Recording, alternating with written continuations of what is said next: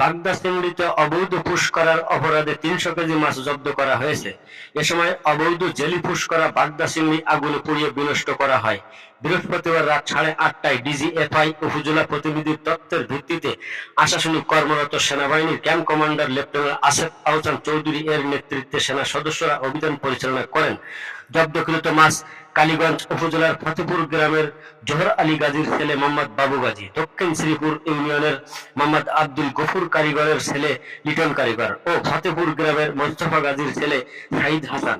অবৈধ পুরস্কৃত মাছ খুলনার উদ্দেশ্যে নিয়ে যাওয়ার প্রতিমধ্যে আশাশুনি উপজেলার হাড়িভাঙা মৎস্য সেটের সামনে থেকে আটক করেন টহলরত সেনাবাহিনীর সদস্যরা।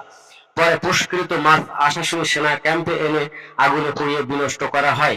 ATV news, BM Alauddin, Ashashuni থেকে।